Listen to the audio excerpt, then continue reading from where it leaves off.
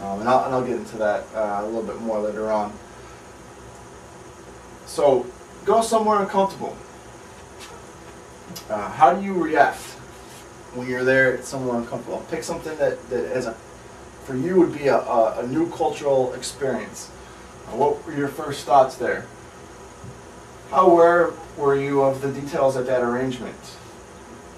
Use all of your senses to pick up the details. Use empathy and build mental maps of how you think people you are dealing with might feel. Put yourself in other people's shoes.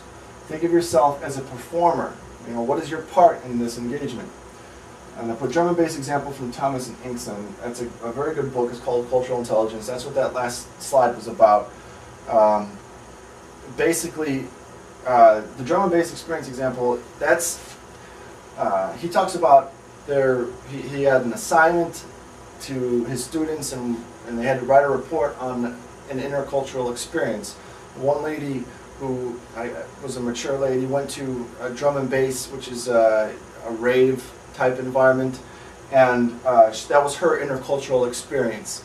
And the way she described it was, what I found was interesting, because she really went into descriptive detail about how it was.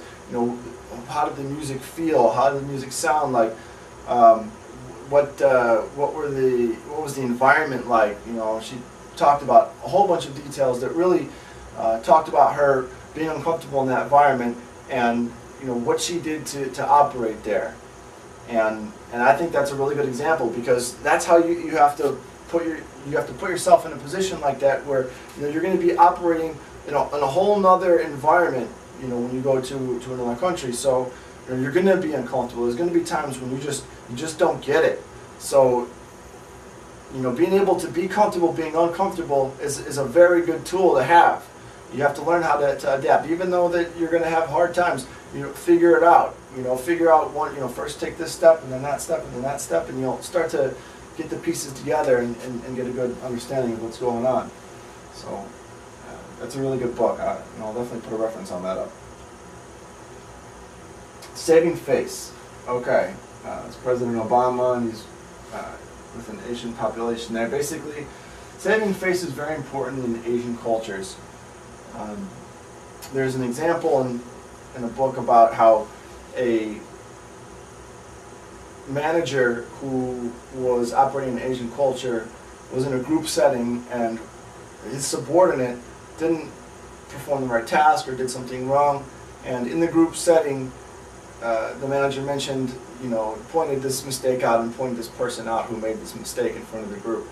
Now, in an Asian culture, that is called losing face. That person loses face for that. So, and that's a bad thing to do, because face means a lot in Asian cultures.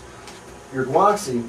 Guangxi refers to your position in a complex network of personal connections and influence. So where do you stand with your peers?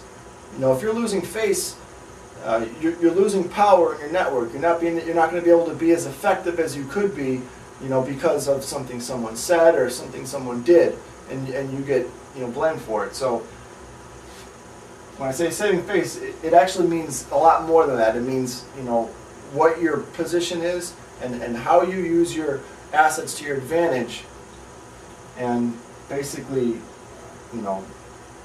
where you stand in that environment. And you have to be cognizant of that when you're dealing with other people.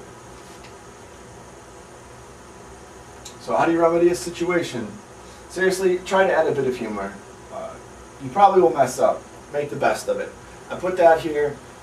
You need to really just lighten up. I mean, it's a whole new world. It's a whole new environment. You're going to be experiencing things that you never experienced before, dealing with another culture. So have fun with it. Don't take it all to heart. Just one day at a time. When you're operating there, just take it easy. If something happens, people know that you're a foreigner, and they'll forgive you. Just laugh at it and move on. So that's my presentation. Again, my email is lucas@globalcapiche.com, LUKAS. I'd be glad to hear from you.